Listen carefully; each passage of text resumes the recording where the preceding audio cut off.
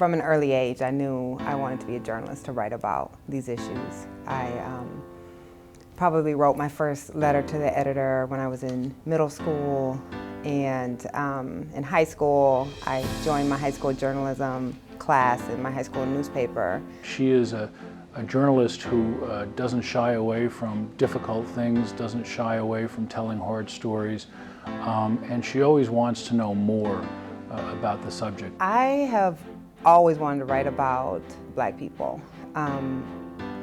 That's why I became a journalist. I saw things, I saw the way that our community was represented in the media, and I knew that these things weren't true. And I also knew that they didn't provide the nuance, they didn't provide an understanding of history, of policy, of the reasons why our community struggles, and I wanted to tell those stories. She never cut corners. She was a reporter's reporter.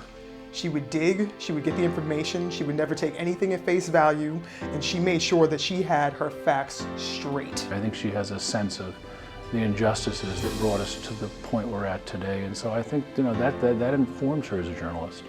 One, we tell ourselves a lie. We tell ourselves that after Brown v. Board of Education said segregation was illegal, that suddenly we all held hands and equality was reached.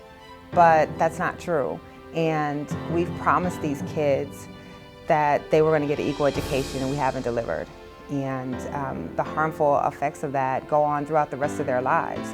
You can't be a full citizen in this country if you don't receive an adequate education. And separate has never been equal for one day in this country. It's not equal now, and it wasn't equal then. I write about people who have very little power in our society and even less of a voice. And I can be the megaphone. I can say, these people exist, and these people have value, and you can't ignore them. And that's what I love about this job. For journalists of color, being in news, being in journalism can be very discouraging.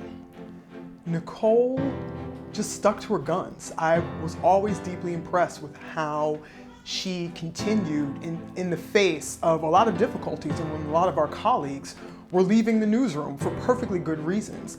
And she stuck it out, and she just got better and better. The most sort of defining thing about Nikole is her passion for what she does.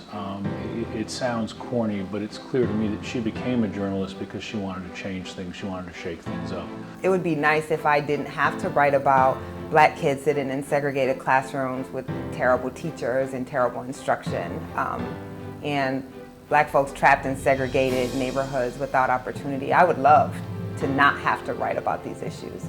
So yeah, if I could stop writing about that because we had solved these problems and really decided that we were going to live up to the promises of our country and our Constitution, that would be amazing. Unfortunately, it feels like I will have plenty to write about for the foreseeable future.